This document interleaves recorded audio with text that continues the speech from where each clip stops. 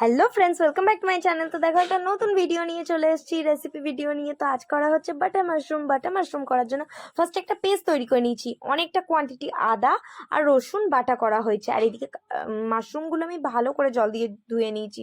জল দিয়ে ধুয়ে মাশরুমগুলো কিন্তু একদম জলটাকে ড্রাই করতে হবে, মাশরুমের না একদম জল না থাকে। আর এদিকে আরেকটা পেস্ট তৈরি করে নিয়েছি, সেটা হচ্ছে সাদা তিল এবং কাজু বাদামের আরেকটা পেস্ট তৈরি করেছি শুধু টমেটোর। আর এদিকে মাশরুমগুলো ভালো করে কেটে নিয়েছি। আর অনেকটা কোয়ান্টিটি বাটারও মেল্ট করে রেখে দিয়েছিলাম। বাটারটা মেল্ট করার পর ওই বাটারটাকে দিয়ে কাটা মাশরুমগুলোকে ম্যারিনেট করে রেখেছি। ম্যারিনেট করেতে কী কী দিয়েছি, মেল্টেড বাটার, ওর মধ্যে নুন, হলুদ, কাশ্মীরি লঙ্কা, গরম মশলা গুঁড়ো, ঠিক আছে, দিয়ে ভালো করে ম্যারিনেট করে রেখে দিয়েছি। এদিকে গ্যাসের মধ্যে কড়াই বসিয়ে দিয়েছি।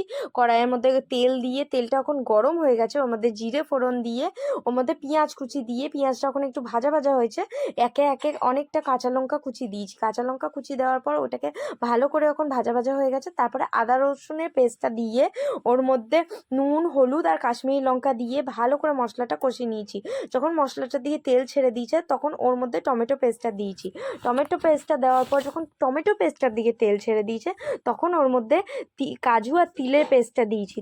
ওই দুটো দেওয়ার পর ভালো করে একটু নাড়াচাড়া করে ওর মধ্যে অনেকটাই পরিমাণ মতন ধনে গুঁড়ো আর গোলমরিচের গুঁড়ো দেওয়া হয়েছে, নিয়ে ওটাকে ভালো করে কষিয়ে যখন ওর মধ্যে থেকে তেল ছেড়ে দিয়েছে তখন ওর মধ্যে আমি জল দিয়ে ওটাকে একবার টকবক করে ফুটিয়ে নিয়েছি। যখন একবার ফুটেছে তখন আমি ওই ম্যারিনেট করা মাশরুমটাকে দিয়ে দিয়েছি। মাশরুমটা দেওয়ার পর ওটাকে একটু নেড়ে চেড়ে নেওয়ার পর ওটাকে ঢাকা দিয়ে দিয়েছি।